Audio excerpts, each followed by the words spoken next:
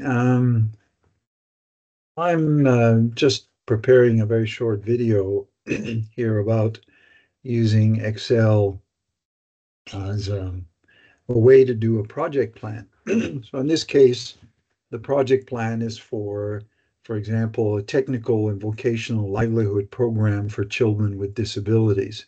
So the project manager could add their name. I've given it a 24-week time frame, so not everything may be accomplished in 24 weeks, but certainly a lot could be done. So what I've done is I've just opened up an Excel spreadsheet, and what I've done is to basically start by putting in this text box. So you can simply insert a text box, and just to give a little bit of a description, excuse me, for the particular project. And then after that, this is where it really starts working away, is that basically I need to list the names of the tasks. So in that A column, I need to list the names. And then I put the duration in days and the start and finish of that particular task. So in this case, list the two first tasks that I put, and I put it under, I've set up this project plan under four labels. The first is analysis. The second is design. You know, when you start designing your project, and there's a lot that goes involved in designing. And then the development, you actually start implementing your particular project, and then you evaluate it. So I've just given them nice little colors here by simply using the fill-in sections. If you go back to home and you want to, select a particular row here, you can give it a fill color, or you can change the color of the text itself. Now, so the first thing is I've done is I've listed the special needs of children.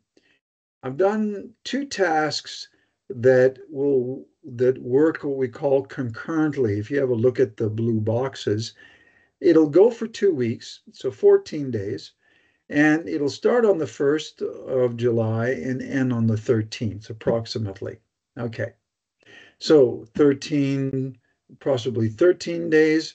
So all I've got to do now is just simply change that to 13 days. Okay, so for 13 days, the project manager will list the special needs of the children, will identify the educational interests of the children, and that can occur at the same time. So you've got the children, you've already lined them up and you know who they are. Well, you need to list their needs. What are their special needs? And then based on that, you can also identify their interests, their particular educational interests. Some of them may want to do physiotherapy, some of them may want to do computing. So in that duration, the start date, end date, like first 13 days, the first 2 weeks, you're identifying those.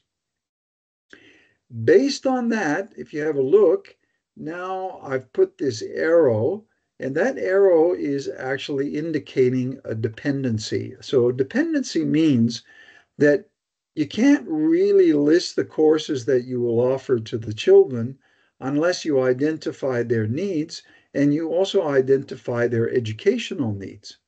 So, in other words, these first two tasks, if you like, in the first 2 weeks can run concurrently, but they're an absolute prerequisite before you do what? And that is that you start listing the courses that you will offer the children. So through this, already you can see we're starting to get a sort of a picture.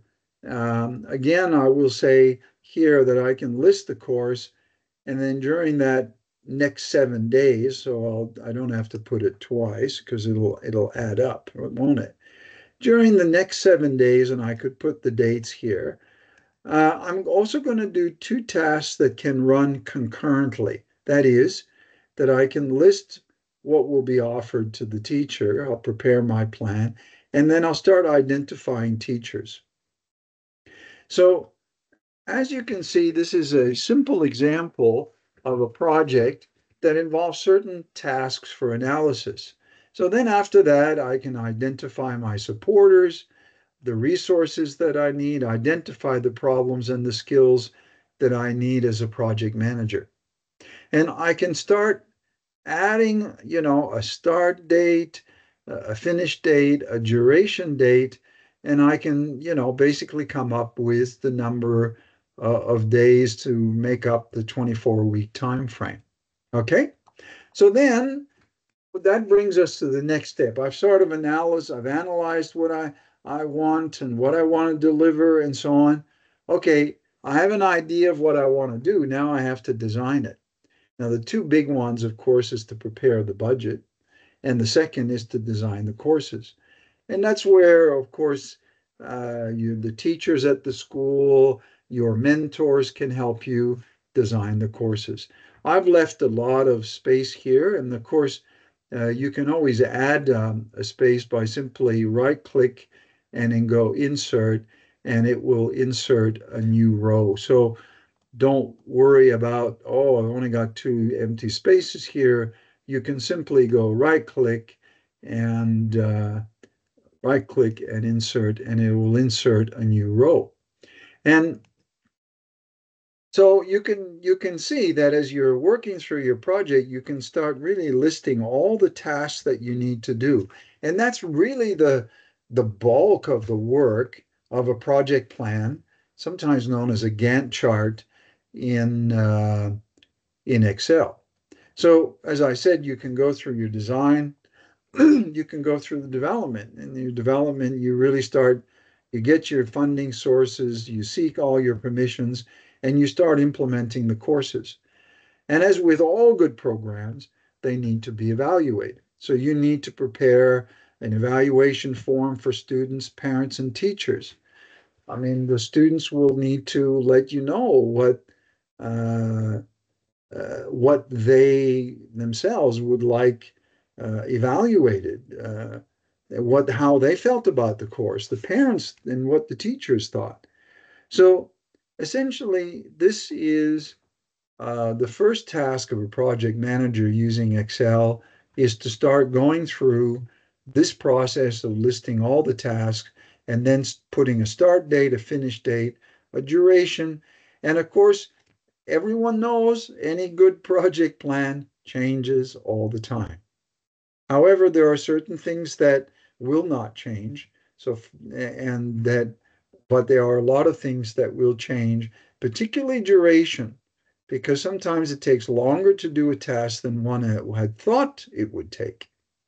So with that, I'm going to stop sharing and I'm going to end the recording of this video. So thank you for listening.